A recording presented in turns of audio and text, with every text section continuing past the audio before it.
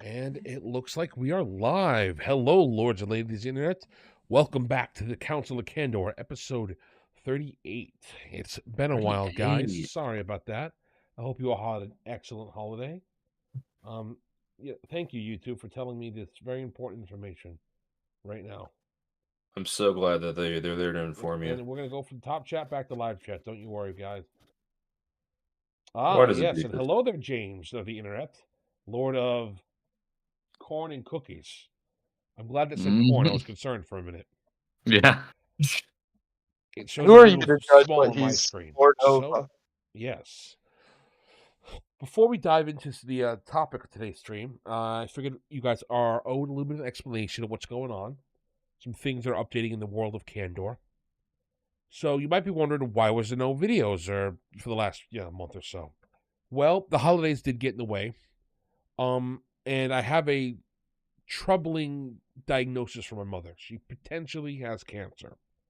She's going to the doctor to get things confirmed now, but she's been in and out of the hospital a lot the past few weeks, and I've been at her house taking care of her, helping her out with that stuff. We don't know anything yet, and if anybody's going to ask how to help, I don't know yet. I will make a full announcement when we have some more information. Like I said, she's still got to go to the doctor. We don't even know what it is yet. I don't want to pull a boogie and say it's cancer. Give me money, but it could just be like a stomach thing. It could be, for all I know, it could be COVID. But my mom has been in the hospital a lot. She's been very, very ill, and I've been at her house taking care of her for the last. So I've not been able to focus on the YouTube as much as I wanted to. The second thing that's gone wrong, unfortunately, the channel isn't making enough money. I'm not trying to demand money from anybody here. I love that you guys watch it and talk about the content, but it's just a fact of the matter is I've only got 1,500 or so subs. I love all of you guys, and I love how much you guys like the content, but I can't dedicate time to the content if there's no cash return. So I'm going to have to get another job, especially with my mom not being able to work anymore since she's sick, and I got to make sure I have enough money to take care of her. She can go to the doctors. So that's why there's been a bit of a drought of content. And I'm going to tell you guys now, the drought's going to continue. I'm not going to not make content. I'm still going to make content. I've got 4 videos in various states of completion right now. The first video that's going to probably come out is the Null video. The audio is completely done for that. It's a very long video. It's going to take me a long time to get the visuals for it, but that's up. Then after that, I have a video that is almost completed about the weird state of copyright around the It's a Wonderful Life. It's a fascinating topic of, for all creators to understand copyright. And I wanted to, use that to help explain how people can understand copyright. The next is there's a script that I have finished about a tabletop game about crusading and jihading against Barney the dinosaur. It's a real thing. It's absolutely insane. I did hundreds of hours of research on that video, so that one's definitely coming out. You guys aren't ready for the Barney Jihad video. I am not. No way, shape, or form. No, I'm ready. I've been prepped. That. And then the last one is the ever elusive hit points video. After that hit point video is out, there's going to probably be a second members only video or one that's unlisted where I explain why that video was such a hard thing to make. All the trials, because I think the trials to getting that video made are an interesting story too, but I don't think this main channel interesting. The other thing that I'm going to try to do to help make sure there's content for you guys is potentially I'm going to try to do 2, not quite streams, but 2 pieces of content with the gang here. First thing I want to do is we're looking for players for this. I want to make sure we've had everybody who can line up. Once a month, we're going to do the first straights-only playthrough of Thirsty Sword Lesbians. We're going to play through one of their published adventures if they have any, or if not, we'll go to the community and find one. You can't. Dear God. You can't just bring that. So is it straights only by like coincidence or like no gays allowed? All the players at the table are going to be straight. And now, if there's a gay player or a lesbian player who wants to join the table, you're welcome to join us. But all the guys that I usually play with, as far as I know, they're straight. I don't play with Rooney. Lamb, you're not on. Rooney, you better not be on. Don't even ask. If Lamb wants to join, it'll be 3 straights and a gay play Thirsty Sword Lesbians. I feel like on the very last session, I should come out just to ruin your streak. I'm gonna be If you real. want to, that'd be great. You're gonna come out, upset divorce my your wife. wife. Shock to plus- your wife. I was Yeah. gonna say you're gonna come out, divorce your wife just for this. Just for the lulz. You know, sometimes you gotta do it for the lulz. You know what Hey, I'm that's saying? how you spice up the She's marriage. great. She'd understand. She's like, I agree. You have to divorce me for this. It's worth it. I will take the kids and the dogs for this. Kids, you already pumped another one in? He Dang. definitely is. Yeah, I You did. see how Yeah. powerful Peg is? Yeah, she is pregnant again. So, Are you being serious? Yeah. Yo, congrats, dude. Thanks, buddy. for the record, Okay, I didn't know that. I was just assuming because I know how powerful my friend is. I do Okay, have well, powerful Frank, I guess I'm accidentally. Peg, are and, you marrying Goat AJB already said Productions he's for going the to get walls? married to you. You know what? That'll be the last video on Goat's YouTube channel. Him and Peg get gay married to ruin my campaign. Yeah, see, this is why I need multiple wives, because my fertility cannot be contained to merely one woman. Exactly. So true. Then from that, the other piece of content I'm going to do, I'm going to try to wrangle Tio, who's been on the shows a few times, and I No know way. I'm going to have Dez, and we're going to try to get a couple other people who understand Elder Scrolls lore. I'm I gonna don't force them- understand Elder Scrolls World. I Whoa, know you don't. whoa! I slurred the hell out of that. Yes, don't worry, Des. You're in for another reason. Oh, And we're going to do a playthrough of Elder Kings, where I'm going to force Oh, everybody God to be bless. in character, and it's going to be playing the Crusader Kings mod for that. So essentially, it's going to be Crusader Kings, but we're all fantasy characters. Neato.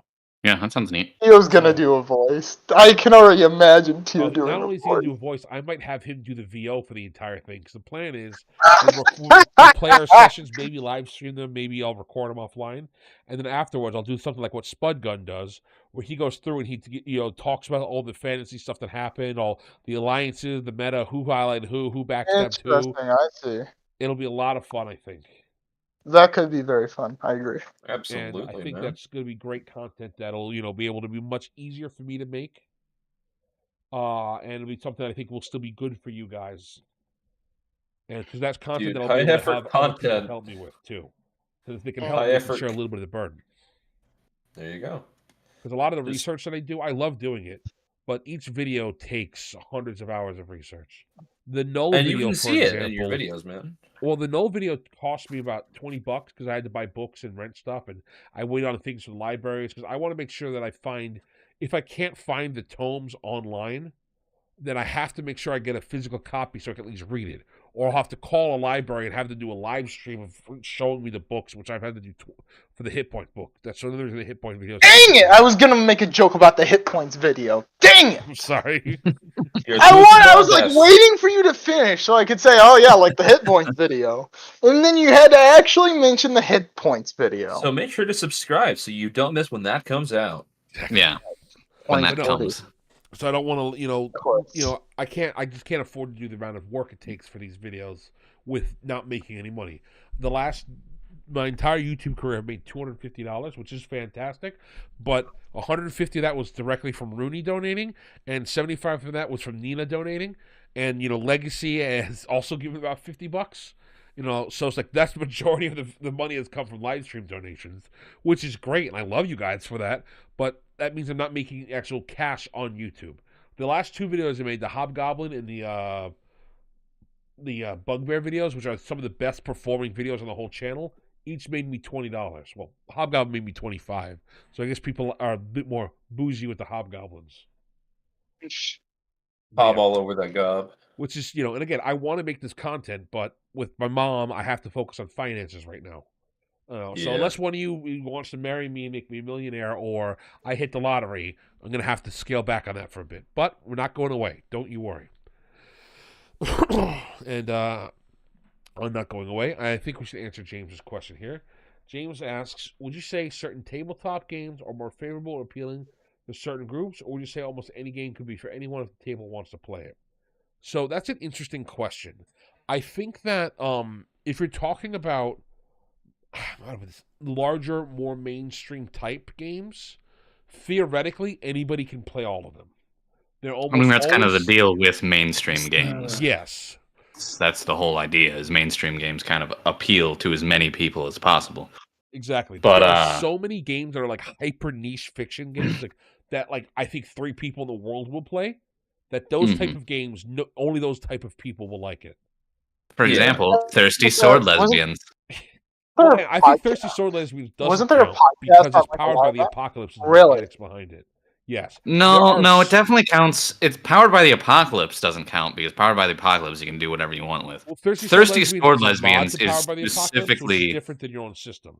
There are people who make very boutique, like their own systems. There's a whole industry of these people, and like the basic ways you kickstart it just to have that book on your shelf. But like Thirsty Sword Lesbians is marketed as its own game, so fair. Like they're I was calling gonna say, it its own game, so it should be treated like. I was gonna say Thirsty Sword. Like he didn't say the base game. He said Thirsty Sword Lesbians. Like there's an asterisk there that clearly in that shows game, though, I think that we could still, as straight people, play that game. I think that it'll be weird. I don't. No, I mean it's not. It's not that we couldn't play it. That's not what he's asking. Like anybody can play any game. More favorable that they would enjoy. Yeah. But it doesn't appeal to us. It only appeals to us because we're like, this game is stupid, and we're playing it just to laugh at. It won a it. Nebula Award, so you can't even argue against it. It's already more sci-fi than you, apparently. I can. Nebula Awards are trash. The sick puppies were kind of right. Not gonna lie. That's a harsh take right there. Hot take. Yeah. They were assholes, but they were. To finish Jason's question, if you play the games the way that the creators intend to play, then you'll find that it's way less appealing than a lot of people would come out to. The great example I will point to is the Vampire the Masquerade. Even when it came out, Vampire the Masquerade always appeals to the goth girls and the goth boys who just sit there all day ERPing. That's always been Vampire's market. The difference is modern Vampire hates people who are not in that market and even people in that market. Versus the old Vampire was like, this is who we're appealing to, and we're going to catch other people. Because Vampire used to be, you could play things like Supernatural, the TV show, you could play that using Vampire's rules. You could play a lot of urban fantasy with Vampire the Masquerade's rules back then. And it kind of allowed you to, because the game was much more about that. And the game's world building was like that. The mechanics are kind of doo-doo, but that's just because it was more focused on the vibes and the way the world is. So anybody could theoretically get into it. And especially old school Vampire wanted anybody into it, but they knew certain people were probably not going to play it.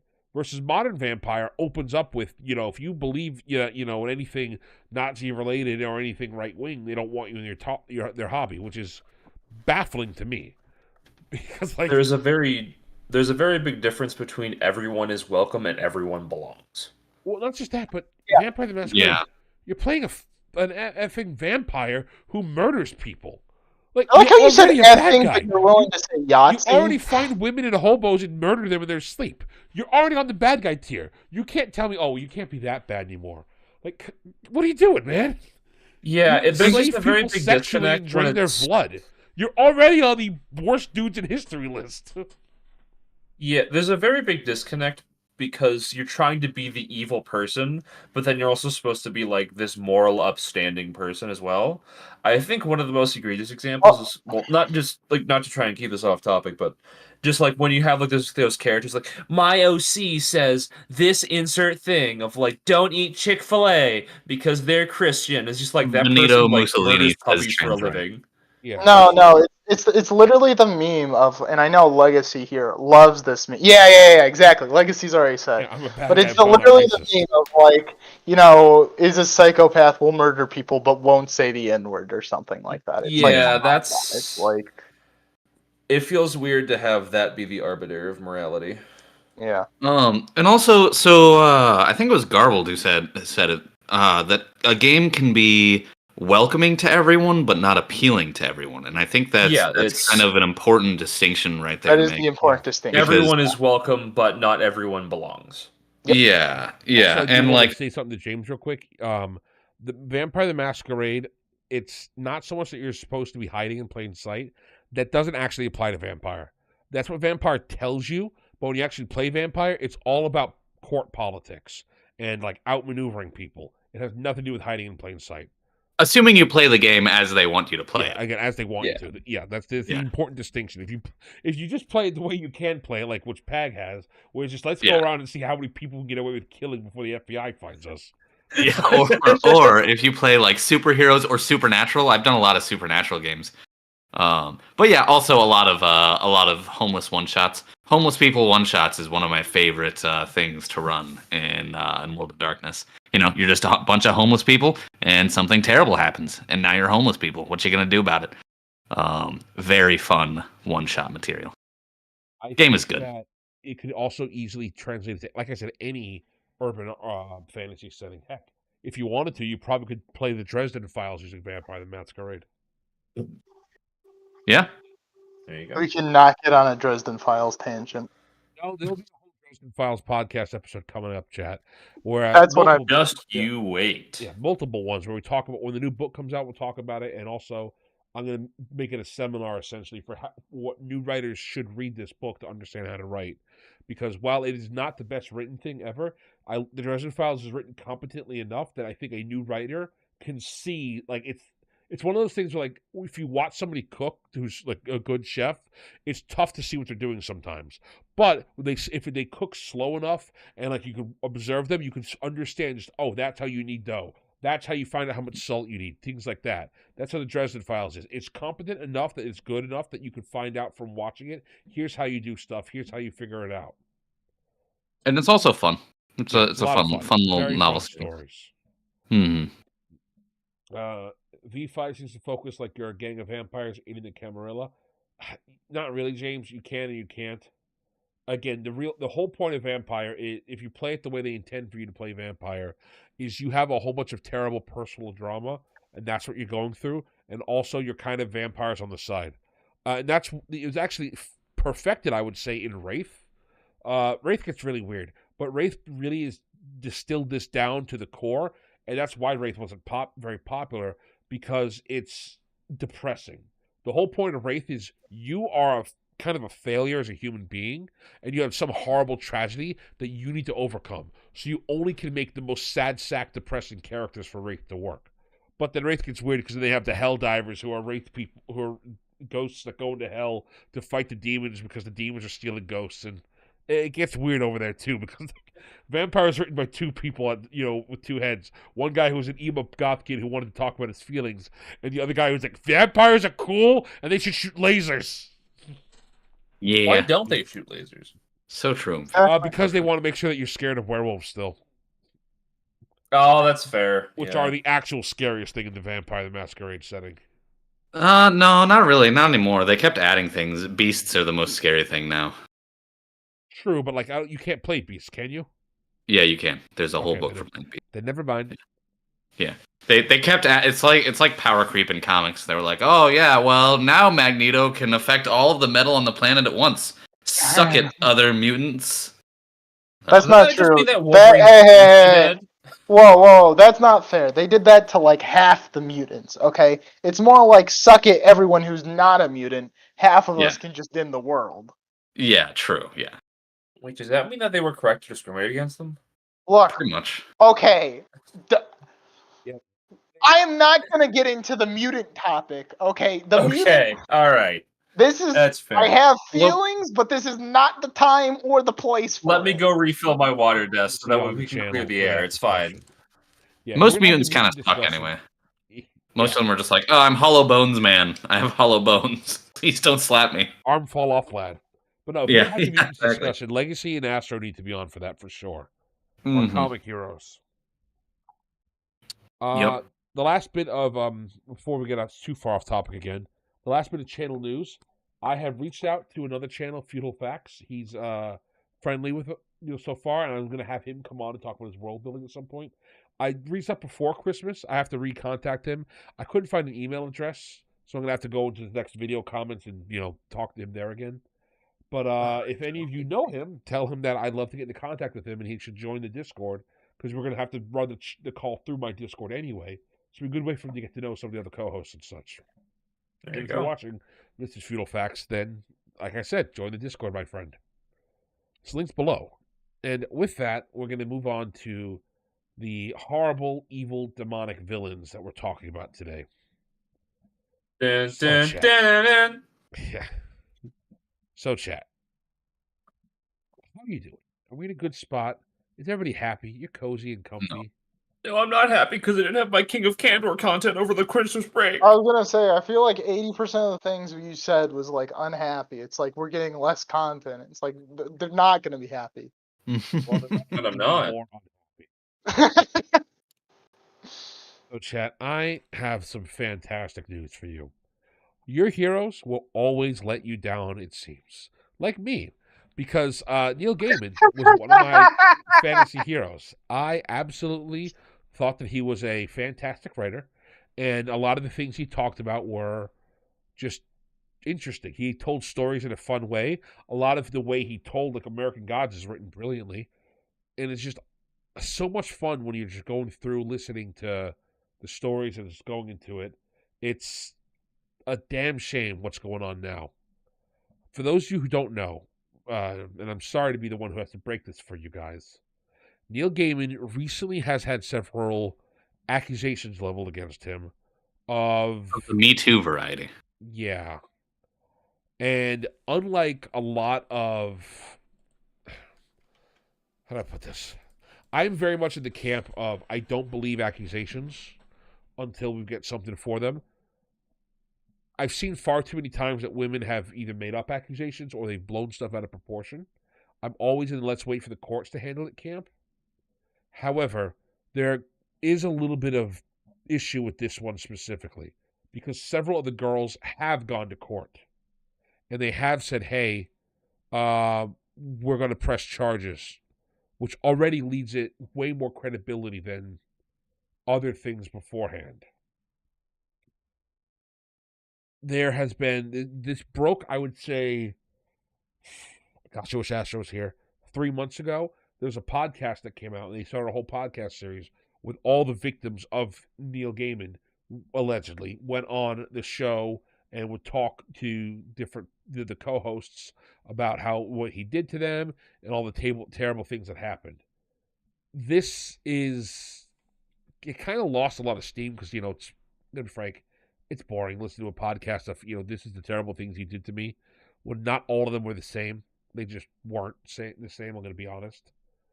But recently, the New York Times and a couple other, I don't think it was the Times, the New York something, covered one of the people in depth. They went out and checked, okay, she's from New Zealand. She said she filed police reports. Did she file police reports? Well, it turns out, yes, she did. And she went on and did a personal interview. They contacted Neil Gaiman. They did some specific questioning with her, and they said, all right, we want to verify these claims. And they posted some weird stuff, and they posted a lot of what she said verbatim, but they did verify a lot, and I mean a lot of the things that was said with other sources. Now, I don't trust the media. You should never trust them without them showing you their sources. They didn't show me their sources, so I can't know. But from what I've seen, there is enough here that this is probably some sort of issue. I don't know if it's full on, how do I put this? Non-consensual engagement. But at the very least, Neil Gaiman is a sex pest and has some incredibly weird situations that he wants girls to engage in. Yeah, at the very least, he's kind of a creepy weirdo. Like at the very, very least. The rich guy's a creepy weirdo? That's crazy. Yeah, rich Hollywood. No way, that can't be true. They would never do that. They would male feminist hours. Yeah, I know they we're would joking never. and being indignant, but like this is pretty upsetting to me personally. Like I said, I really respected him a lot. And what bothers me a lot about this is the usual suspects are not coming out the way they should be. A lot of people who will immediately throw any creator under the bus for even smelling like they abused a woman before. But for some reason, they are just accepting this as not true or ignoring it.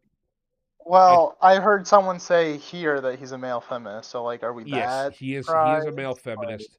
He's very much promoted a lot of the that side of the political spectrum issues. In fact, I'll say it right now: the Dead Boy Detectives, which is a show about basically two young boys who died, and they're trying to solve crimes while they're ghosts and put other ghosts to rest. It's also a comic series.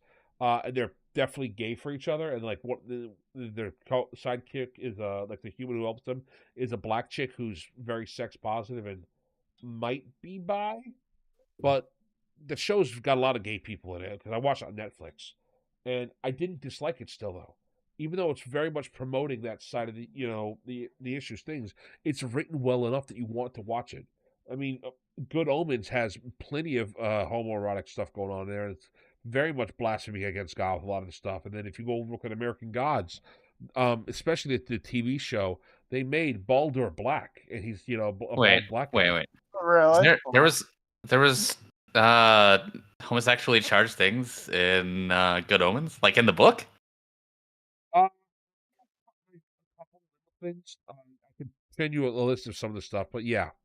Did I just miss this entirely when I read through it? Or was it just like, no, because it's written well enough that it's not dwelled upon. It's just small things like they talk like one of the characters, I forget which one, talked about how beautiful one of the guys is, and he described him in a way that in Gaiman said he could be promoting homosexuality, he could not be. He left it vague because he wanted you to, as a reader, engage with it on your own terms. Again, that's one thing I really liked about him. He very clearly had a bent, and it's very clear that certain characters who are of the correct persuasion would be one way, but he tried to keep it open and vague and tried to just write a good story first and foremost. And now we have this situation.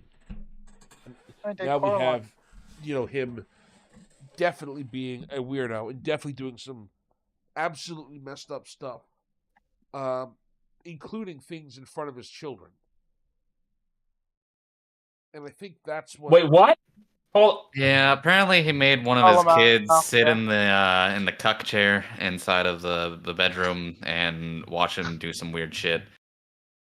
Allegedly. Well, I should say important that everything said in this whole podcast is a big fat allegedly. Gigantic. Allegedly is the most important word here. Huge allegedly.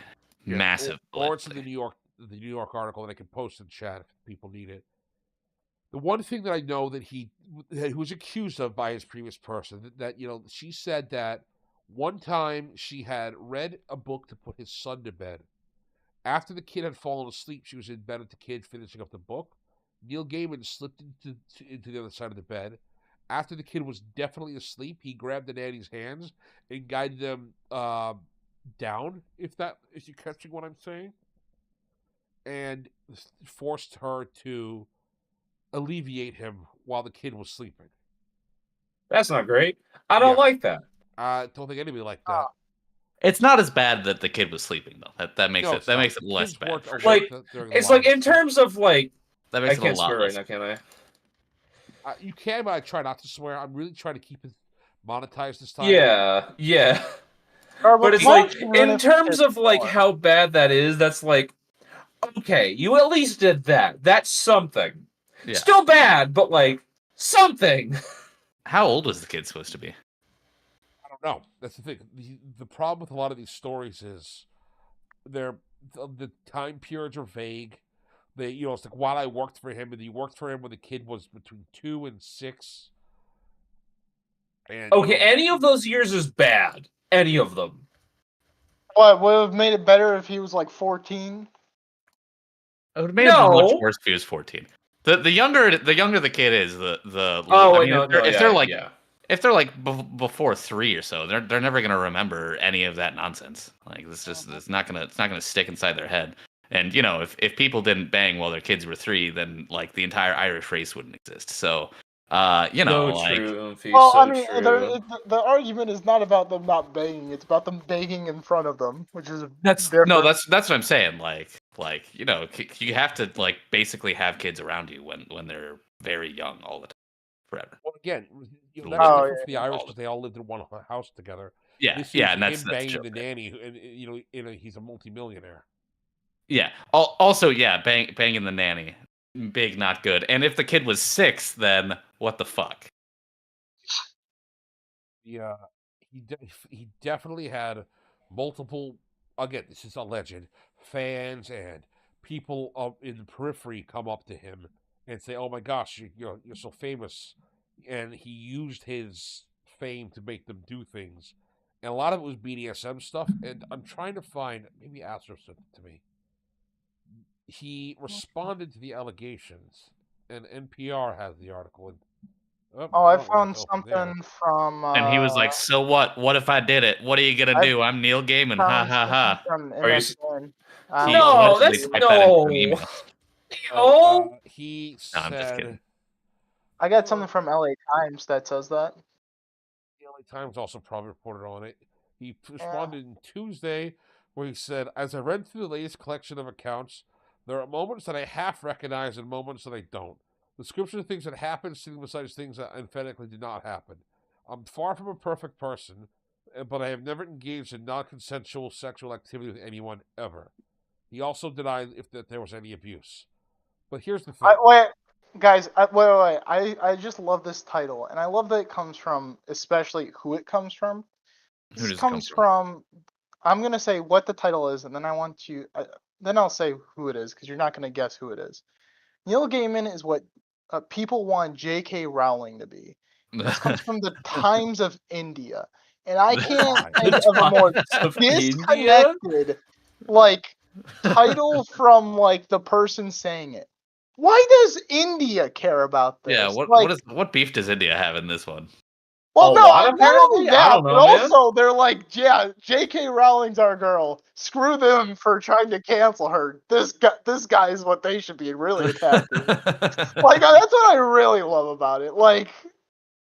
Okay, sure. Yeah, this is it's upsetting because Neil Gaiman, never meet your heroes, right? Just wait until you start researching old science fiction authors. The thing that bothers me though, old science fiction authors, they were freaks and weirdos, but they included that in their books. They at least believed in that stuff. The problem I'm running into here is Neil Gaiman. The accusation. Well, let me explain. The accusation that one of the accusations is he would abuse women and force them to to listen to him. One of in Sandman, I wish Astro could join us for this because he would back this up. One of the first villains that Sandman really takes down, as goes after, is a writer who's world famous and a feminist and beloved by all, who kidnapped a fan and keeps her locked in his room, and he abuses her, with BDSM stuff, even though she kind of doesn't want it. And Sandman brutally kills him because he thinks that it's incredibly screwed up that not only is he using his power, but he's hiding behind his feminism to fall in love with, to make her, his thing and to hide his stuff. That is very clearly, if these accusations are true, Neil Gaiman writing a hero to kill Neil Gaiman because Neil Gaiman knows what he's doing is that screwed up. That's very funny. That is completely different from somebody being like, it's cool that I have 2 wives, and in his story, all the heroes have 2 wives. That's weird. That's not a little off-putting, but okay, you at least believe in that. Versus you specifically know the thing that, again, if this what he's accused of is true, that this is horrible and you shouldn't engage in this, to the point where you made it your heroic character kill somebody who engaged in that as the only recompense for engaging in it, and you're engaging in it. That's a level of hypocrisy that makes it worse than being a weirdo. Because not only are you a weirdo, but now you're a hypocrite on top of everything. You know better. A lot of those other weirdos don't know better. Chris Chan doesn't know better than to be the sex pest freak he is. So you put him in the corner, all right, you suck and you're in the corner, but I know that you believe that you suck. Yeah. Chris Chan never had a chance to not suck. And the thing that bothers me is because if you read the accusations, a lot of this one that he's probably specifically responded to, with I think her name's Claire, is because her identity is not public. One of the things she said that Neil Gaiman made her do was lick her own poop, which is weird, and I don't believe that for a second. That doesn't fit with the rest of the profile. So she made wild accusations like that. All right. So isn't the accusation specifically that he put it in her butt and then he made her suck it? Isn't that specifically the accusation? That was one of the accusations. I feel like that's a little different than made you lick your own. There's a slight difference there. I feel like that made me lick my own poo is sensationalized in that one. I'm just saying. But again, I'm just saying. I understand, but that's what I'm trying to say.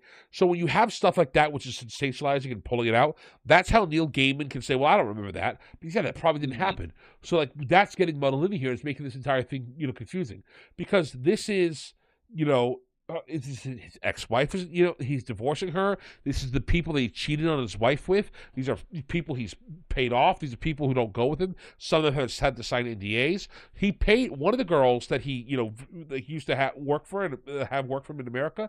She got so psychologically messed up and filed police charges that they weren't dropped until he agreed to pay $60,000 for her therapy.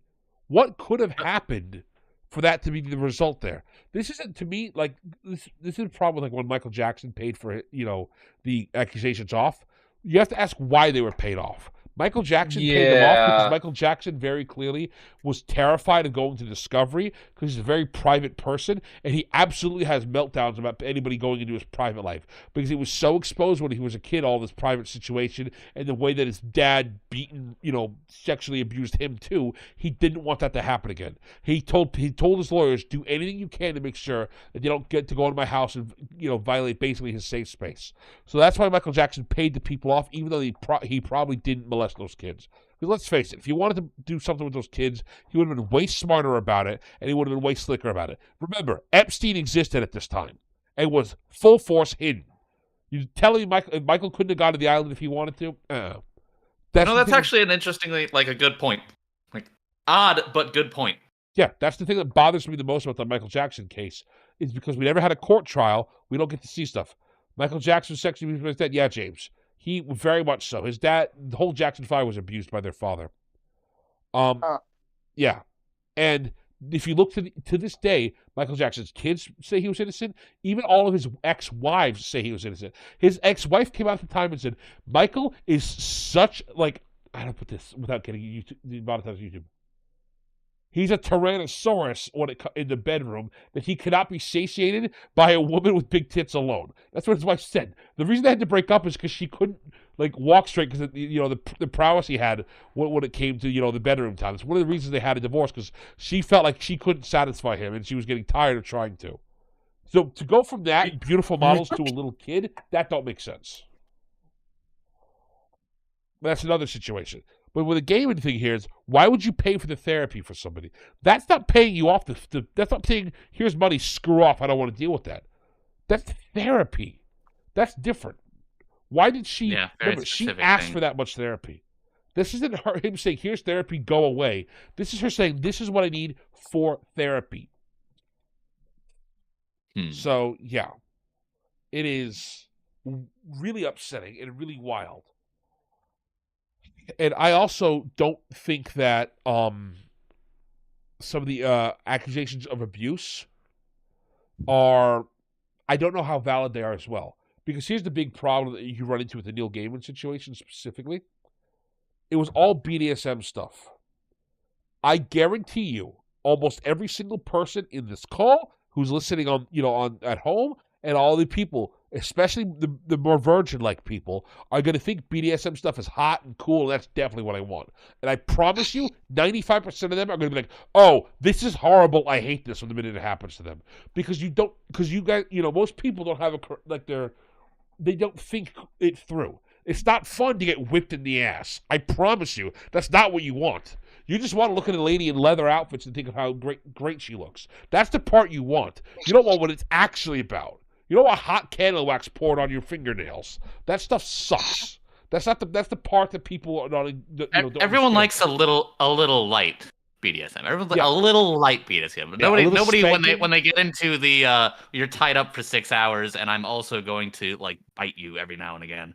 They're like I don't know about that. Nibbling on the ear is one thing, and maybe a little smack in the behind is one. Like that's part of it. But when you go to the far end of the spectrum, which this very clearly was what Gaimen was going through with his lovers, that's when you get to the point where I feel like a lot of these girls were pressured into it, and it was. I don't know if it's all Gaimen's fault. I think it's their fault for not saying no. I don't want this as well. There's a slight bit of responsibility there for not pulling away. However, I also recognize he's got all the power here. He should maybe recognize that they're not happy and comfortable with it. But then the problem that you run into with a lot of BDSM people is that is part of what gets them off and gets them excited. When you're kind of like, I don't know about this, and they can push your boundaries. Because the whole point of BDSM being a little bit uncomfortable is the whole deal. That's the whole deal, is being a little bit uncomfortable. Or sometimes a lot uncomfortable. Peg, are you saying that you don't like drinking piss? I'm just confused. Like, That's not what I'm into. If I were to list all of the BDSM related things that I was into, drinking piss would not make the cut. Wouldn't come even close to making the cut. I'm gonna be real. Interesting. That might even go on the dislike thing. Like I would go so far as to put it on that list. Well, but like we said, BDSM, it's you dislike it, so then you like it. I guess I have never tried it. Not Alferix. Oh crap! I didn't even notice Legacy super chatted. No, Legacy. Yeah. Thank you, Legacy. I saw it. I saw my it. I mother read Neil it, Gaiman and then book. I. I'm sorry. Starbust, along with the first 4 seasons of Columbo. After remembering what Neil's doing, be glad for Columbo. Yeah, Columbo will bring this to light. We need Columbo. Thank you, Columbo. Columbo's a great show. Columbo was such a based man. Yeah. You know, this really sucks because, like, I don't. You guys, like, a lot of you guys haven't read. I know a lot of chat hasn't read, but like, everybody knows Sandman's good. Like, yeah, sure. But his Norse Gods book is one of the best books on Norse mythology that's been written for like since Tolkien, essentially, because he writes the Norse myths that he picks. He takes them and expands on them as historically accurate as he can, and in a way to make each story fun and interesting and written with modern prose, so you can actually understand what's going on. You know, a lot of the things with a lot of the modern Norse stories is we talk about them, yeah, but they're not written in the way that the bards would have sung about them back then in the Skalds. He did that with his Norse Gods book. And then besides American Gods being one of my favorite books ever, and then Coraline, which he wrote with Terry Pratchett. So now Terry Pratchett's legacy is, you know, thrown out with Coraline a little bit because he worked with Neil Gaiman. And like Terry Pratchett was a saint of a man. He's one of the best authors, you know, to live for the fantasy genre, and he's just a generally nice guy. Taken from us too soon. Man, it sucks. Yeah. And it really sucks so how he went too. Because you can see in his later novels that he's really kind of losing it, and it's very depressing to go through them. Yeah. And he tried so hard because, unlike George R. R. Martin, he loved his fans and he wanted to finish the work for them. Yeah. Well, George R. R. Martin hates all of his fans and hopes you guys go away because he's rich and he doesn't care anymore. It's very funny that he. That's true.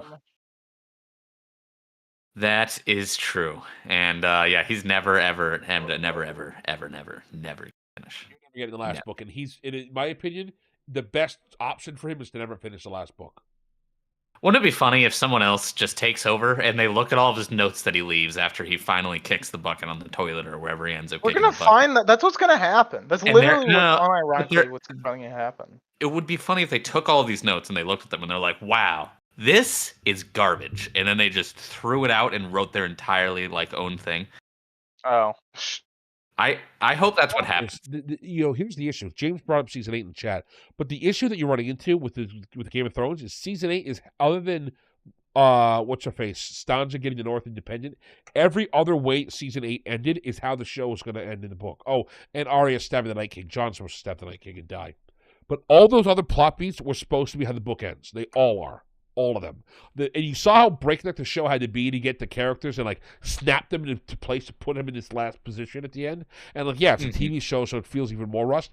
That's George's problem. His characters are so far spread out and in such wild and different positions that you can't even get close to the ending he wants to tell. So he screwed himself because he has every character being a selfish, immoral bastard who doesn't want to do anything right. So there's no reason for the characters to ever go back and help each other when they all need to come back together for him to work. So he's got to choose. Does he go ruin essentially all of his characterization he set up for his characters, or does he admit that he was wrong? And sometimes people do the right thing for reasons more than just poontang. He's in a rock and a hard place here, and it's his own fault. Also, yes, Alex Gomez, we've been talking about Neil Gaiman in the past 30 minutes. And that's what I'm saying. It would just be really funny if the person they saw what he finished it with, and they were like, "Wow, you really were going for season 8," and "Wow, all these people really do just remain crappy instead of becoming better people," and they were just like, "Nah, I'm just not gonna do that. You hired me to do this thing, and I'm just creatively going to interpret all of this garbage into something that's actually uplifting." Yeah, by the way, I agree with Donald Farias. R. Martin seems to be petty enough to put in his will nobody can finish his book. I guarantee so funny. Oh, that would be so funny. His last will and testament is all of his notes must be burned.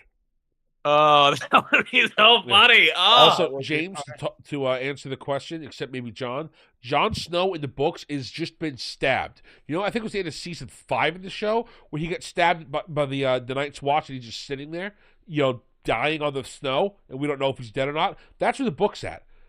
And it's been 3 books that has been he's been dying on the snow for like 15 years. We don't know what's happening to him. Because, again, Martin doesn't know how to write something. Because the problem is, he has to, in order for Jon to come back, which is what he wants, because Jon is supposed to be Aragorn with a tax policy, which, by the way, we still know nobody in Game of Thrones tax policy. Thanks, George. Since we still don't know his tax policy, he's got to come back to tell us his tax policy so he can become the king, so he can fail, so Cersei can win. Because that's the problem. Cersei is the only one who can win the Game of Thrones with who's left alive, and for it to be thematically relevant. But she sucks. She is a character that nobody wants to. Like nobody actually likes Cersei, but she should win based on Martin's logic. But the problem is, she sucks so much that even characters in the books wouldn't work with her, even though she's the only character left alive who's cunning enough. Because, people say, oh, what about Peter Baelish? He could be cunning enough, but the problem with him is he's so sex-obsessed with, like, Sansa and, their mother, that is supposed to be his failing, and he's going to have to fail. He's too dirty and vile of a person to be able to get on the throne. And, like, that's the issue that they're running into. It's because he wrote himself into a corner, and he's not brave enough to sit down and say, all right, I have to do the work to figure out how I'm going to go off of this thing. He's going to have to plot for a little bit, and he doesn't know how to plot. Or George R.R. Martin, wiping his tears away with his millions of dollars. Yeah. Anyway, did you get on to George R.R. Martin in the first place because you were like, yeah, I wouldn't be surprised if some shit comes out about this guy in 10 years? I don't think he's going to ever be a sex pest. I think that he's too fat to do that. I think that him being a complete... what about Harvey, though? What about Harvey? Yeah, Harvey was pretty fat. Yeah, Harvey had too much power. Yeah, Harvey had too much power. Harvey was powerful enough that he could say, all right, since I'm fat, you do all the work for me. George isn't powerful enough for that. George has very much beta male energy. George would apologize for asking you to kiss him. Yeah, I was gonna. There's a curve, or there's it's the graph. It's like the crazy hot, except for this, it's like power fat. Okay. Yeah. And it's like how much power do you have? This is how fat you are.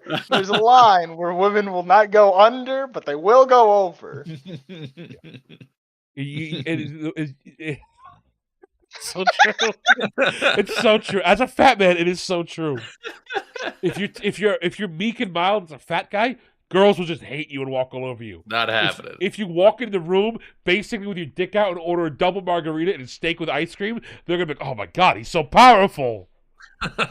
that guy's fat and he doesn't give a damn. Yeah. Oh. Damn, man. And that's what happened. You know what, chat? I'll tell you a little story. So my mom used to work at Outback back in the day. And I used to visit my mom frequently while she was, working whenever I had time. And she used to work the lunch shift. So I'd come in and sometimes have lunch. And it's always nice to see my mom. One day I go in there and she's very swamped. She's got a lot of people. I just said, you know what? I don't have anything to go on today. I'm just going to hang out here. And I usually talk to people at the bar. I'm a friendly fellow. So I start talking to this lady at the bar. She's probably about 10 years younger than my mom. But still much older than me. And we're talking, and we're having a great time just talking to her, and she's telling me about her kids and her husband and how they just moved here, and I'm having a fantastic time. So I had like a beer or two, and she's on like her 6th beer. I'm like, dang, lady, like it's 2 o'clock, you right? And she's like, yeah, I'm still good. Then after a little bit, she's like, I think I gotta get out of here. And, I'm like, yeah, I probably gotta go too soon. And she looks at me and she's like, you want to get out of here together? And I'm like, no, it's fine. Like, I got my own car. Immediately, I missed the first thing. And she looks at me, she's like, can I go to your car and suck your dick? And I'm sitting there like, stop. My mom is in the middle of counting receipts. And she looks up and slowly turns over. You just saw fire in her eye. And I remember, I told this lady that's my mom when I'm here working it. And, like, the other people across the bar look at each other like, what? And I said, no thanks. And the lady just put her head down and she's like, I'm sorry. And she walked out. And my mom came over. What did she say? Are you okay? Do we need to call the cops? I'm like, Mom, I'm 28. I'm fine. But that was the funniest thing that happened. Oh, my God. Yeah. Oh, Holy crap! That probably would have been a diseased mouth, but also she could probably suck the chrome off a trailer hitch easily. Yep. Easily. But she's telling me about her kid. Her kid's like a few years younger than me. It's like, oh yeah, my son's into to Warhammer and stuff, and like D&D. And I was telling her about the book I'm writing and stuff, and she's like, oh, this is great. And it's like, man, I can't believe it. Like, here's another one for all you. I know there's a lot of Warhammer nerds. Titan, I'm calling you out again.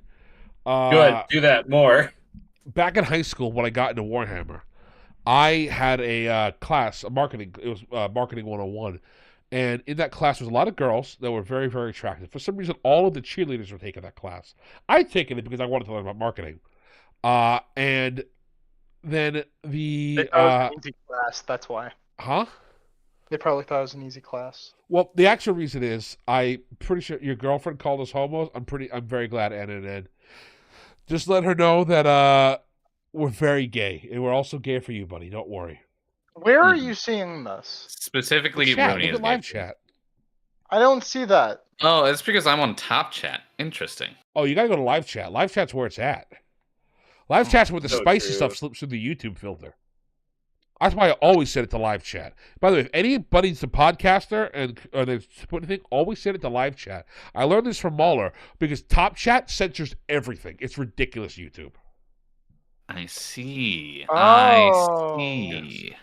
Yeah. Alex Gomez said chicks dig confidence, and for a second I misread that as chicks dig circumference. Which is true. Dude, circles? They love circles. We have to get circles in. Well, I don't think that's the circumference that we're talking about. No, I don't think so. There's a alternatively girth. Yeah. Oh, James, you don't. Why don't things? No, I was talking about the leader of the round table circumference. Oh yes. So hang on, let's catch up on chat real quick. So James asks why such things don't happen to you. James, we could talk later after class. There's probably a couple reasons. One of the easiest thing is confidence, man. You got to just be, sure of yourself and ready for the situation. Also, go to bars. Bars help. You'll find a lot of slags at bars, but the real thing is just be confident. Girls are super attracted to that. And then Future Warrior says his favorite fantasy villain of all time is Lord Voldemort from Harry Potter. Question: what is the D&D equivalent of Horcruxes? Lich's Phylactery is the easiest one for that. Yeah, for sure, Lich's Phylactery. That's where J.K. Rowling got the idea for Horcruxes. In fact, there are multiple phylacteries that can be split into different things. I want to say, what is it? There is a phylactery splitting spell in 3rd edition, I know. I don't remember what it was. But basically, you could put it. Also, mummies have a lot of that stuff, too. They have a special way where they focus on mummies. Are really cool in D&D. Go watch my mummy video if you want to learn why. They're the only holy undead. They're possibly good people.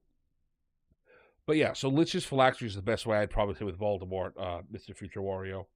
And as for Voldemort himself, he's not a bad villain. I think Voldemort is incredibly underserved in the movies and in the books because we don't get enough time with him. He's always just there to be killed or spoiled at the end. He's not good at being He's not a present villain. He's a danger over the horizon. Yeah, Snape is a better villain, and I know what happens to Snape, don't worry. But he's a better villain because Snape's there all the time harassing Harry. Whereas Voldemort usually shows up in the last half or third of the book to do whatever shenanigans he is. And he's only there for 3 books. That's why the best version of him is Tom Riddle in the 2nd book. Because he is screwing with Harry throughout the whole book. That is Voldemort at his best is book 2 when he's Tom Riddle. Because he's just ruining Harry's life, poisoning his girlfriend, murdering his friends, all these terrible things. Getting Hagrid kicked out. And it's all personal as the things with Tom Riddle. Go ahead, Beck. So, the Horcruxes, right? Yeah. So you get a Horcrux, and then you can come back to life. But it's not automatic or anything. He still has to have his cult do all sorts of rituals and nonsense to actually bring him back. So the Horcruxes seem kind of poopy. It seems like a bad deal. It seems like a plot device invented that could only specifically help one specific type of person, which is the evil guy who has a million minions. Hey, what's her name? Shoot, I said her name earlier during the stream. What's her name? J.K. Rowling would never invent a device specifically for one plot thing and not think of the consequences for her actions. Okay? Yeah, no, never. She would never. Dude, like, I'm just saying, it would be really crazy if she did that where, like, time travel or something and just said that some people can do that. It would be wild. Or I'm just saying, like, as a central conceit of your novel, it's not. Peg, it's not. You're looking at it wrong. You're thinking about it as, you know, this is just a way to make the bad guy keep on going back. It's not. This was her making a way to make Voldemort defeatable. Because when you get a Horcrux, it's even worse than you think. As a when you're in a Horcrux, you have to split your soul off, and that means that you weaken yourself every time you make a Horcrux. So she nerfed Voldemort essentially by making him do the Horcruxes. Wow, that's why Harry can beat him, and it's actually a very clever plot device. And this is why this child can win. Yeah, it's more like, but like I don't like it personally. It's one of the two things. I see what you did there. It's very intelligent that you recognize that was a problem, but this runs into the issue of you should have just had lieutenants for Voldemort. Yeah. That's. I mean, it's just kind of silly for a character to use this. Like, this seems like an all hole no cheat kind of deal. You know what I'm saying? And also, you know, an all hole no cheat kind of deal. Like, it isn't a good deal. Like, you know, who's gonna sign on to this? Like, I certainly wouldn't. If I was gonna be a crazy mass murderer, this is not what I would do. If I would see that route and I'd be like, that sounds like something a crazy mass murderer would say. Are you sure that you're not crazy mass murderer yourself? All right. All I'm saying is I have examined the possibility. That's all I'm saying here. You've done a little more than examine. Yeah, I've tested out each of the possibilities. Get back and this to is chat. one I chose today. There's some great stuff in chat. Now Nefarious is a story he wants to share. One time I was playing the game A Way Out with a friend, and a female tried to touch my junk when I was tapping A on an arm wrestling minigame. I didn't take my hands off the controller. I put her in a headlock with my legs. I won the fake arm wrestling contest, fortunately. That is hysterical. That is pure alpha male autism energy. Don't worry, Nefarious. I'll touch your junk for you, buddy. But who else we got? Alex Gomez says working out doesn't hurt. Yeah. Being in shape definitely helps. And then Future Warrior says, in my art drawings, I'm going to make an evil gray dwarf necromancer named Omen Owen, who's the main villain in my story. That could work. I think dwarves are highly underused as villains. Dwarves have this intense, let's put autism about them, that I think is very underserved. Well, it is. They have... You're not wrong. It's just that, like, you know when you don't expect somebody to say something? Like... Yeah, yes, I got comedy. You. Yeah, but, you good, Des? Yeah, you just listen to Pag kill you is all.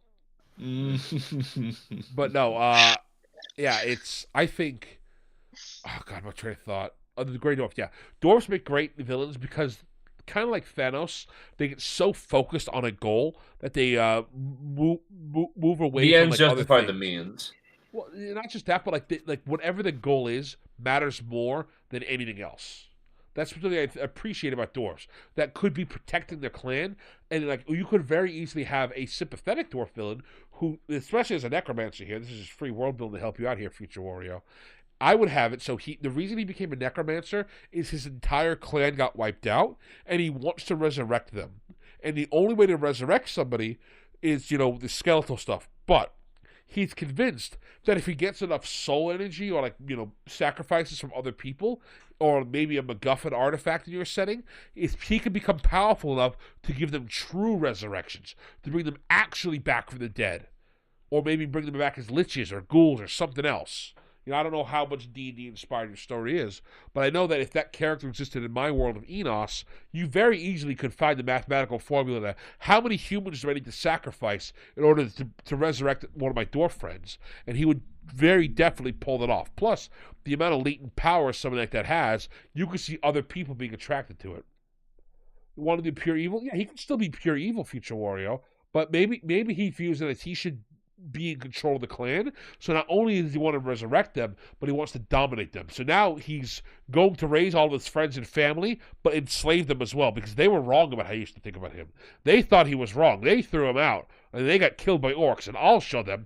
I'll bring them back someone better. back from the dead just for the sole purpose of enslaving them and rubbing it in their face. That is kind of funny, though. And I'm telling you, man, If you told me a villain had that is undeniably evil, but it's petty enough that you could understand it. You could understand wanting to resurrect somebody to rub it in their face, but like he's still evil. He's got to be evil, and like that's still a pure evil goal. I think you got a very interesting villain there so far, not Wario. Just on the fact that he's a dwarf necromancer, you can pull some interesting stuff there. I got to see his characterization, of course, before I can say and what the rest of your story is. And good luck for you. And Alex Gomez thinks he has alpha autism energy. You 100% do, Alex. You are one of my alpha autists. I love you, brother. You should make that a rank on your Patreon. 3 other alpha autists in your server. You have many alpha autists. If he joins, I'll give him the ambassador role. Maybe rename the ambassador alpha autist. No, you can't do that. Rooney's ambassador. You can't do that. We'll demote Rooney then. Did Snape do what he did to get got cucked? Kind of, Alex.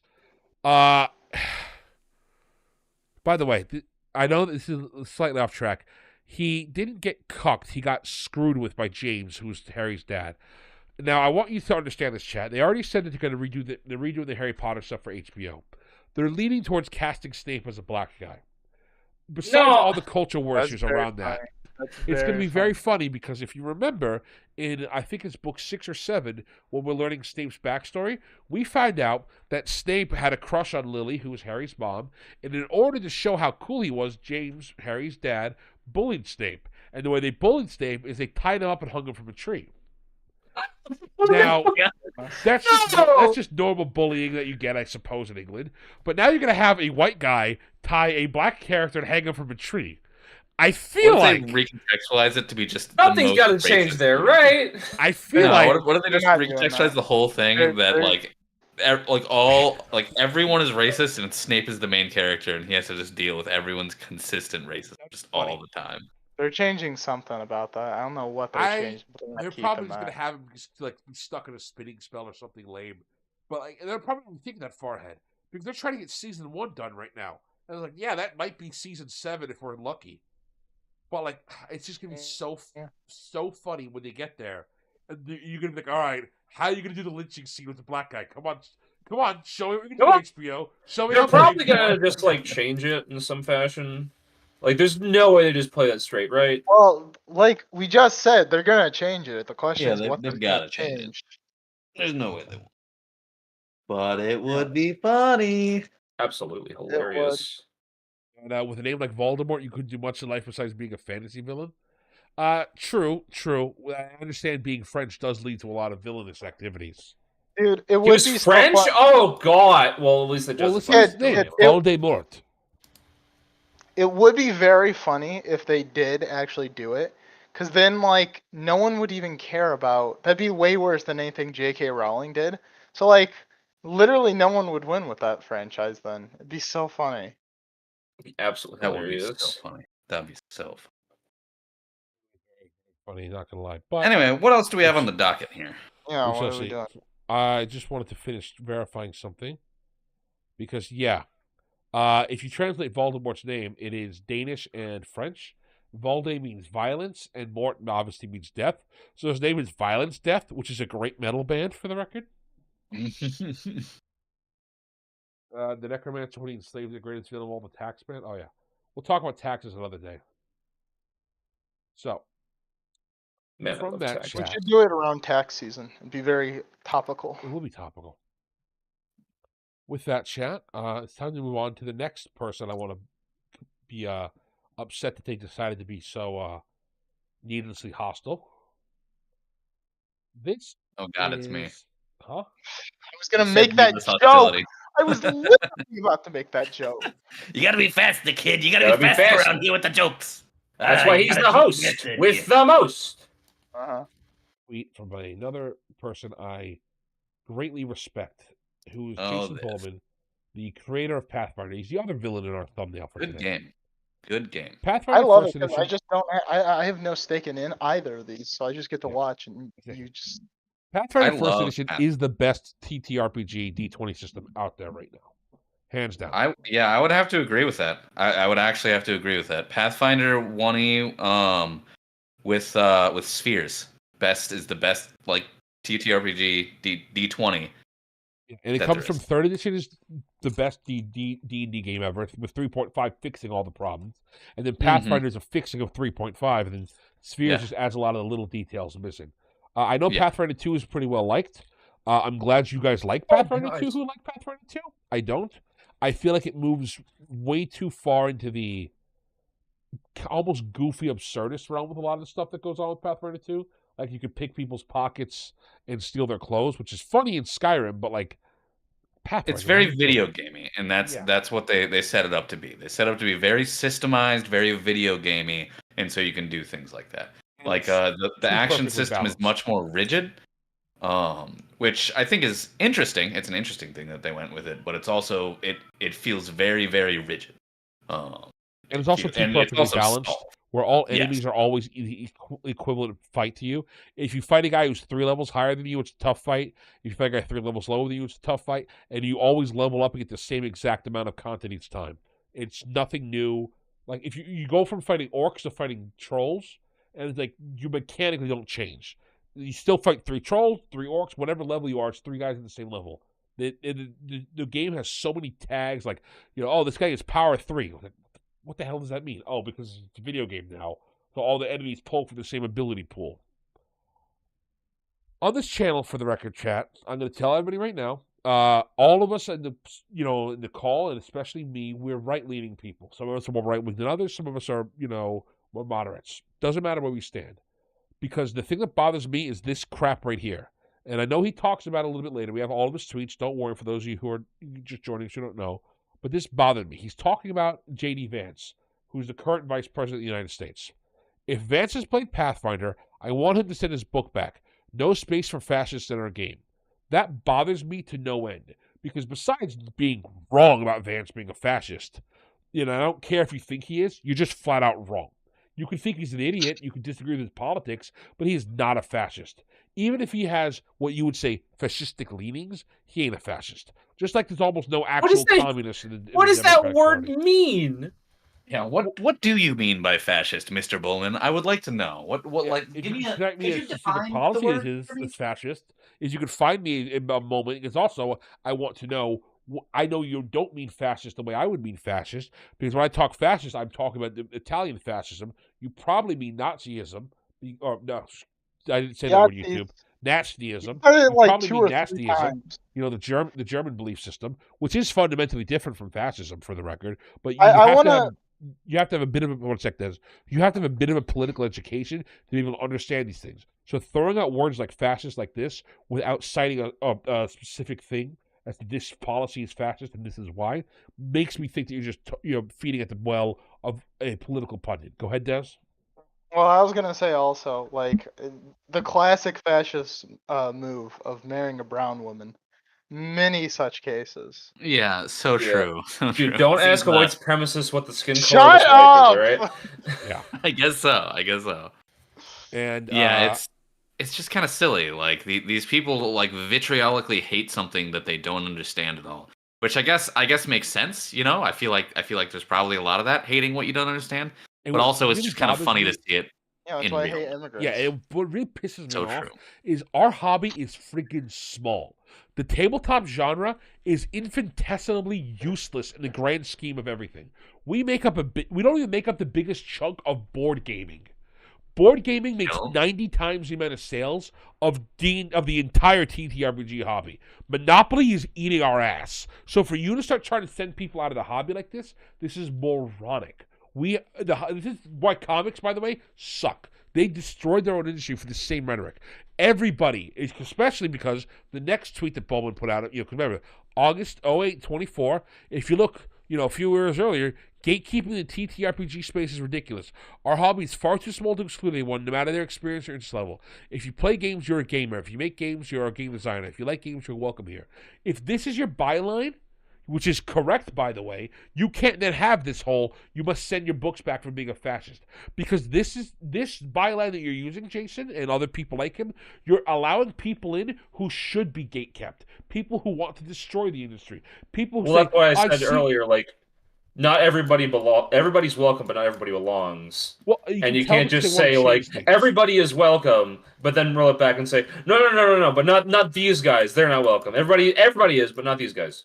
The funny thing is, like, if he hadn't been so like totalist, it would be different. Like if he wanted to say fascists aren't welcome at my table, fuck you fascists. That's one thing. Like, that's your table, buddy. Like, if I had like a virulent communist who like would not stop communisting all over the place, I'd be like, I don't really want you at my table.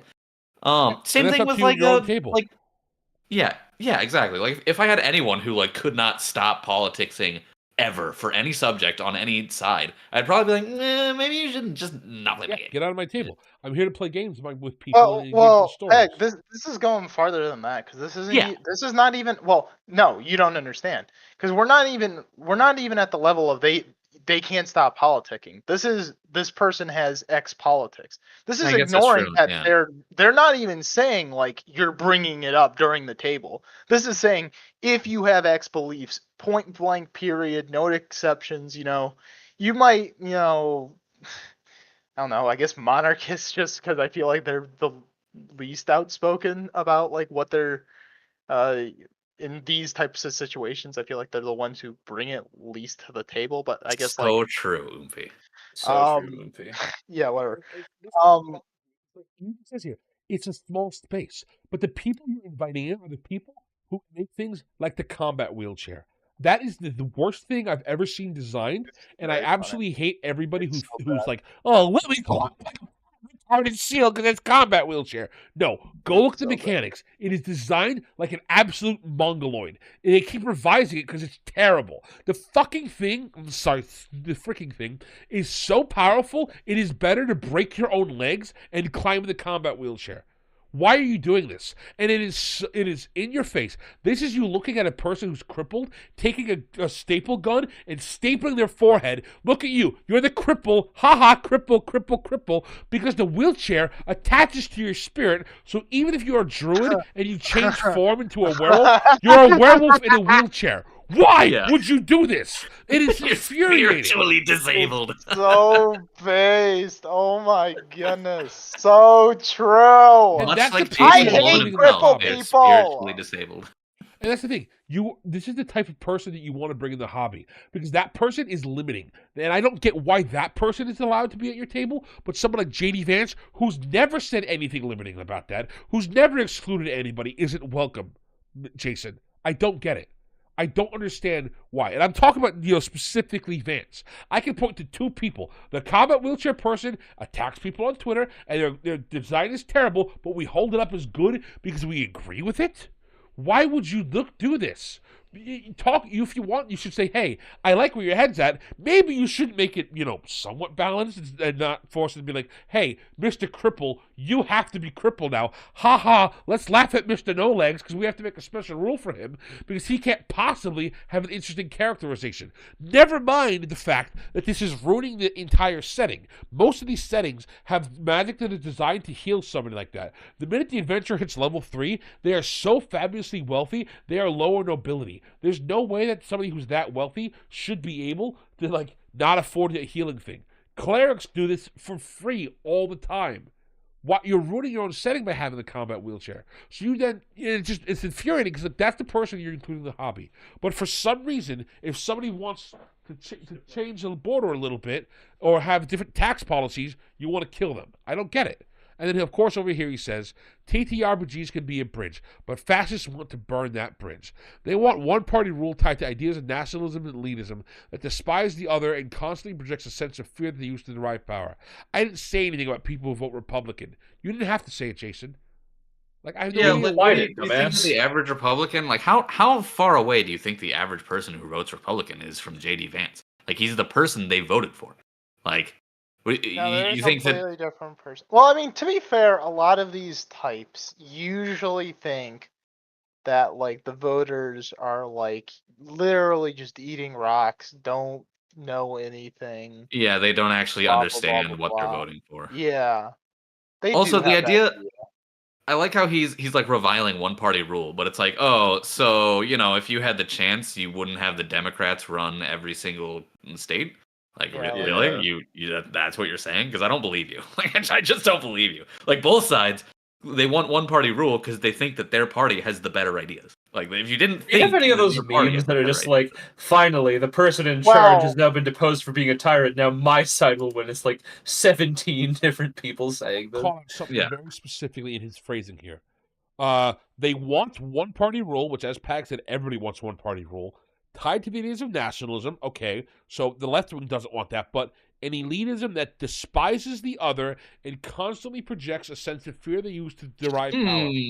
Are you kidding me? The amount of this small minority is being genocided, we need to completely overhaul our entire systems that's constantly being pushed by people on the left is ridiculous. You have the exact same fear-mongering. If we're not put in power, these Republicans are going to kill everybody. If we're not put in power, climate change is going to kill everybody. If we're not put in power, all these Social Security will die. We're going to have wars all the time. You're fear-mongering just as much. Don't you sit there and tell me my side doesn't fear-monger, but when we do, it's for the right thing. Don't you dare say that. All right, this is so unself-aware. I know this is like 3 points away, but I disagree with the one-party thing. I do disagree on that. What do you mean? Well, do you mean like they would enjoy different flavors of Democrats to be running? They would enjoy different flavors of Democrat, which would be like, which is there is a substantial difference between that and like a one-party. Given that, the next part, the fact that the way they project power through a sense of fear they use to derive their power, that's the same thing. Oh no! Look. The second thing, I'm not defending that. I'm not disagreeing that. I just specifically want to push back on the one-party rule thing. That's specific. It's a different flavor of one-party rule, but for someone like me who's on the other side, it's the exact same thing. And he would say the exact same thing. I mean, he literally calls all the Republicans fascists. So, like, clearly he believes the same thing about the Republicans. So I think it's fair to say, well, I mean... And also, if you ask Jason to point at a Republican that he likes, he's probably going to point at a Republican like Mitt Romney, who every Republican I know hates with a passion. Mm-hmm. Or he's pointing at... Liz Cheney. Liz Cheney, another one. By the way, Liz Cheney's dad shot a dude. And you guys were so against him that you had rock against Bush and everything. You were correct, by the way, about the Iraq War. Why are you turning it into an L now because you just want to own Trump? You're buddying up. People on your team are buddying up with Bush. It's so infuriating. I think that's what you should be calling out because it's very clear that core hardened group of elites are all buddies and all are just moths to a flame. They're feeding off each other. Look at how many people have come out now that Trump clearly won and are completely blown smoke up his ass. Those people who were on your team, like Mark Zuckerberg, for years, decades, say how great you were, and suddenly they split sides because Trump is now on our side. Oh, wow, we probably should look at free speech again. Bite my ass, Mark Zuckerberg. You are a complete, like, a monster of a human being. You're switching policies and sucking up just because you're afraid of what the consequences are. Those are the people you should be upset with. Those middle-of-the-road, slimy people who switch sides whenever power is convenient. Those are some of the most, like, vile people out there because they'll constantly morph into each side and undermine each side that they're on. I'll put an asterisk. I don't know how much of that is what's happening solely because they didn't do it last time, so I don't know what's happening this time. This time there's a cultural shift. He even said the culture has he said in his last thing, Mark Zuckerberg, the culture has shifted. We recognize that now. Free speech is back what people want, so we're going to promote that again. Oh, never mind. He's a gigacuck. Never mind. I'm sorry. He asked that one. I didn't see that part. Yeah. So Mark Zuckerberg specifically, the moment you could tell that he has no respect and he should be thrown out of a plane because he's the worst, is he wanted to have the premier of China name his first child. He asked Xi Jinping to name his child because Facebook was trying to open in China and they wouldn't let him. So Xi Jinping, which I hate the bastard, had the best response ever. He said, "No, that's too pathetic, and your platform is too pathetic for China." You get what you said. You should never kowtow to the Japanese, to the Chinese, Japanese either. The Japanese. You can kowtow to anybody. I am forever loyal to you, please. Yeah. Just think about that. So think about what the hell? I love China now. I love China. Yeah. China is so based. They made Marvel Rivals, and now I can goon to Squirrel Girl 24/7. Yeah. So true. Chinese Communist Party. If you want to pay for my mom's cancer treatment, I will gladly shield for you guys. Taiwan does belong to China. That's all I'm saying.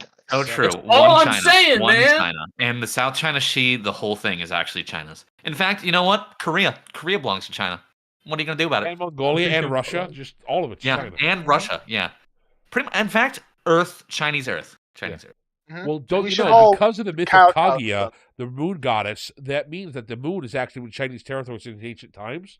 So us putting our flag there is just invading the Chinese sovereign territory. So true. So true. Anyway, you should squeeze these tweets down on the screen so that you can have all three tweets next to each other.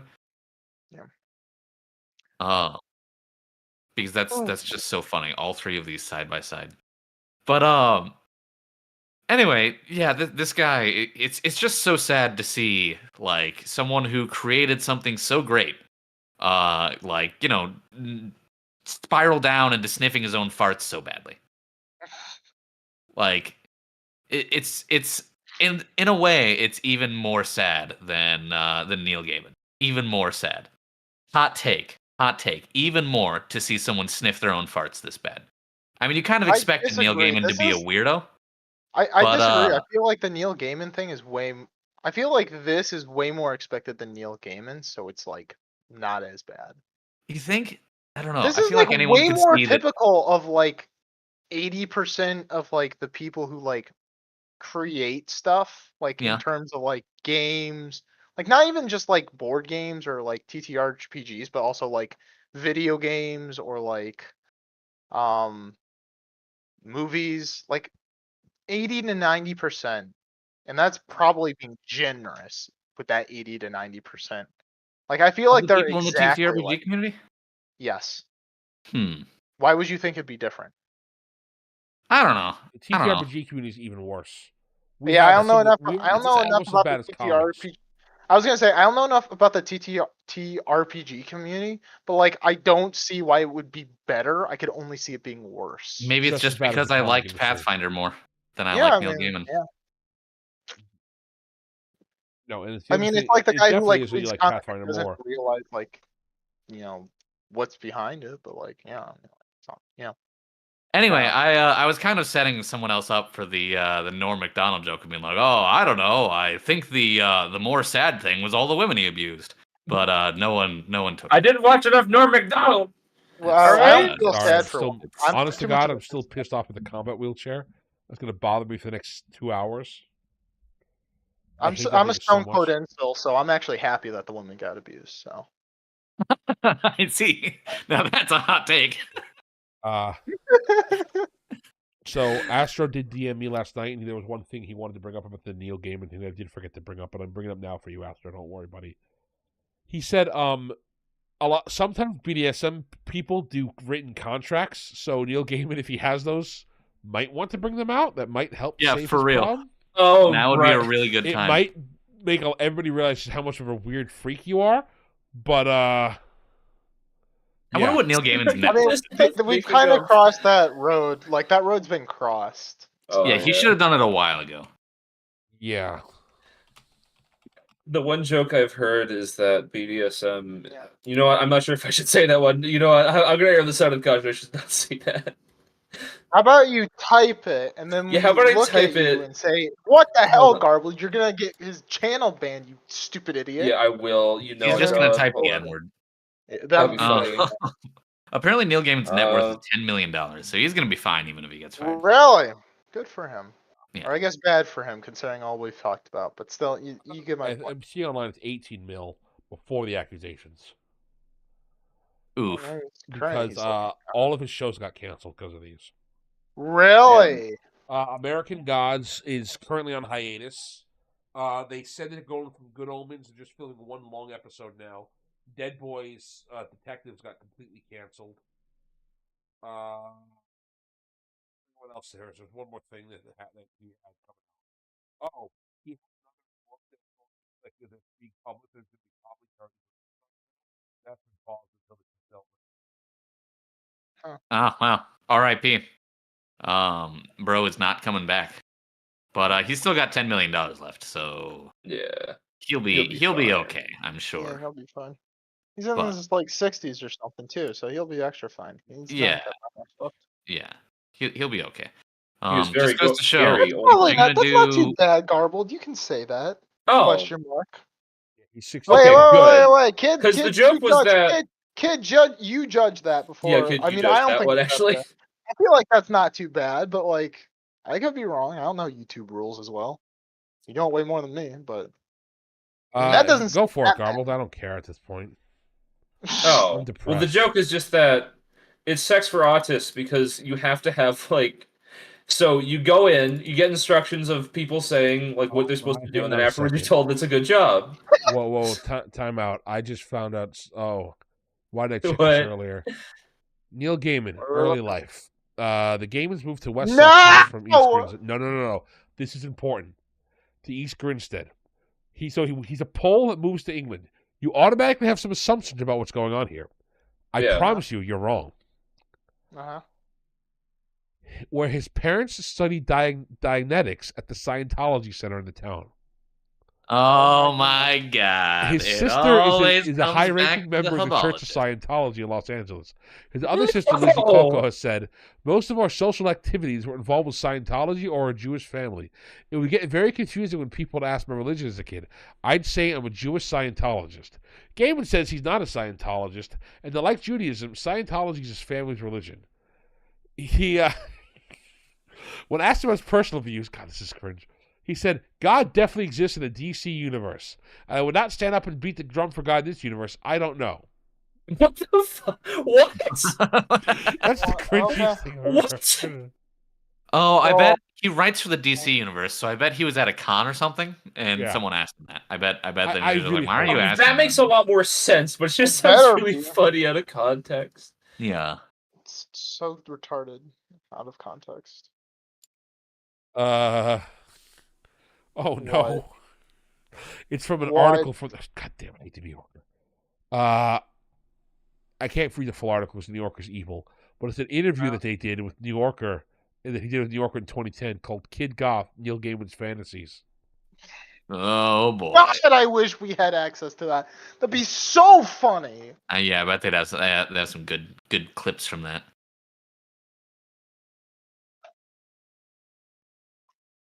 Yeah, it's so frustrating, this entire thing. It's just, and what really sucks is Gaiman was supposed to be like the modern version of C.S. Lewis and Tolkien, and I know he's not as good as I'm not going to say he is, but the idea that he's carrying on the English fantasy author tradition in the way. Neil Gaiman sounds like Alan Moore. Yeah, Gaiman and Alan Moore have a lot in common, and not in a good way. But Neil Gaiman very much was supposed to be like the next. He's held up as that. He won the Carnegie Award. He won the Hugo's Awards. He won all these different awards, and he just. It's why it's so frustrating. Because man, he very clearly is incredibly well read. He constantly would quote things from Mary Shelley, Kipling, Poe, and he would talk about different authors like fantasy guys like Moorcock and stuff too. And it's just. And Steve Ditko, it's like he knows his stuff. This guy's not an idiot. That's the thing that's so upsetting. He's very intelligent. He's very good at what he does, and it's incredibly fantastic with his writings and what he can pull into it. If you go back and you understand a lot of mythology and then reread something like American Gods, it is so clear how much love and power he puts into it because he understands what's going on. Golly. Hey, Not Alfarius donated $30. What's more, this or Alan Moore worshiping Glycon, or whatever that snake god is called? What? Doesn't Alan Moore just worship Satan? I thought he just straight up worshipped Satan. Does he not? You didn't know about this, Des? I don't know. Look, I'm on level 1 of knowing. I don't care about Alan Moore. He's a comic artist who I know that about Alan Moore. I know he has a lot of cringe on specifically politics, and especially who's the Watchmen character? Who watches the Watchmen? I haven't watched it. Rorschach? Rorschach, that's the one. Yeah, it's really funny. I was just like, no, this guy's super evil and whatever, because he goes outside of the law and he kills pedophiles and stuff. And then we're like, hell yeah, we love this guy. He's like, what are you guys talking about? Yeah, I know that. What do you mean he's cool? No, he's supposed to be bad. All right, so I want to read this. This was an interview Alan Moore did with BBC, like the year 2000, about himself. Like, tell us about yourself, Mr. Alan Moore. I'm going to do my best Alan Moore accent. Hello, everybody. My name's Alan Hello, Moore, everybody. and I earn a living by making up stories about things that have never actually happened. When it comes to my spiritual beliefs, perhaps that's why I worship a 2nd century human-headed snake god called Glycon, who was exposed as a ventriloquist dummy nearly 2,000 years ago. Famed throughout the Roman Empire, Glycon was the creation of an entrepreneur known as Alexander the False Prophet, which is a terrible name to go into the business under. A live, tame boa constrictor provided the puppet's body, while its artificial head and heavy-lidded eyes and long blonde hair. In many ways, Glycon looked a bit like Paris Hilton, but perhaps more likable and biologically credible. Looks aside, I'm interested in the snake god purely as a symbol. Indeed, one of humanity's oldest symbols, which can stand for wisdom, for healing, or according to the ethnobotanist Jeremy Narberry, for our spiraling and snake-like DNA itself. God, I hate this man. But I'm also interested in having a god who's demonstrably a ventriloquist dummy. After all, isn't this the way we use most of our deities? We can look through our various sacred books and choose one ambiguous passage for our own interpretation. Dude. We're not done. Over another, and pretty much get our gods to justify our own current agendas. We can make them say what I want to say. The big advantage of worshipping an actual glove puppet, of course, is that if things start to get unruly or out of hand, I can always put them back in the box. You know, it doesn't matter if they want to go back in the box. They have to go back in the box. Anyway, thank you very much for listening to both me and Glycon. Have a very happy New Year to you all. I didn't know that he was a Redditor. I really I didn't realize, man. That's crazy. I didn't realize how much of a Redditor he was. It's kind of is legally a wizard too. It's so. What do you mean he's legally a wizard? He's legally a wizard. I have heard of that. Bro, you can't just throw in the haymaker at the end like that. I did hear on his tax returns, his official job title is wizard. So as cringe as that whole spiel was, it was also kind of funny and kind of well written. Bad as cringe as that was, that's the worst thing. That's the problem with a lot of these writers. This is cringe in Reddit's tier, but like it's written beautifully. And it's like, by the way, this is why modern Hollywood sucks so much, guys. Because man, if this is how you guys should be, you stupid bastards. Write something cringe like this that it's like beautiful and like, I enjoyed that. I really want to learn more about your stupid opinions. Yeah, for real. That's exactly how it is. Like, wow, this sounds really interesting. I mean, I think you're an idiot, but also this is very interesting stupidity. Please tell me more of your nonsense. He's the guy that you kind of want to take, like, you want to take him out for a drink, less because you like him, more of like, I want to see what the hell, like, where this goes. Like, I don't know. I would want to take. I would. Yeah. Yeah, getting fantastically drunk. That would probably be a lot of fun. Chat, I know you're asking for it. Here you go, chat. Here's our new god, Glycon. Not Alfarius. I hope you enjoy it. This is Alan Moore's favorite deity, Glycon. And he is correct. Glycon does sound like something that has sucrose and glucose in it.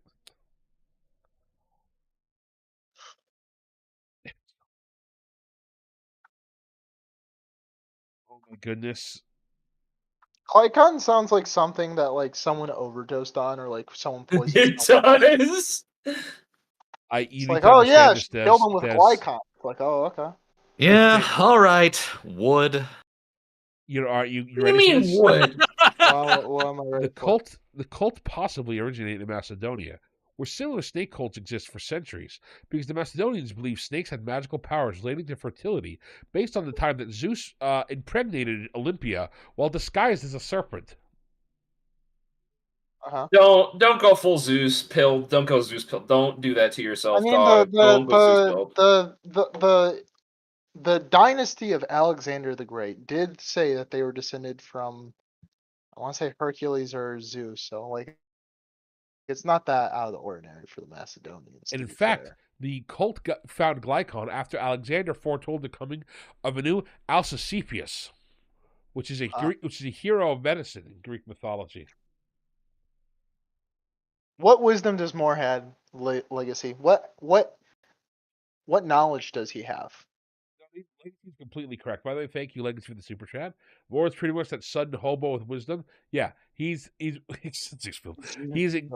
is exactly true. He's when you talk to the hobo, the great ideas and the messages the hobo is telling you, he fully believes in and definitely are real. That's Alan Moore's energy right there. Gosh,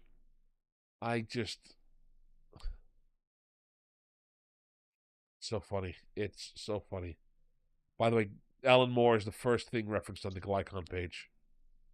Really? That's goodness gracious. Hang on. Also, for the anti-diabetic medication, see metformin. It was a pill, not Alfarius. What?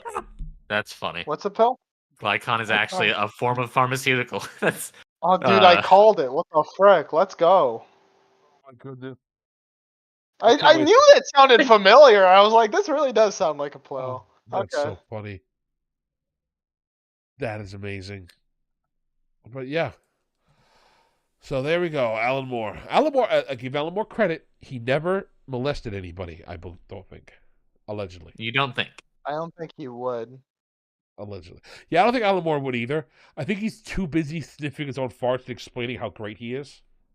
Yeah. So yeah, I think it's a great spot to end it today, chat. Later today, I'll be streaming with Nebula.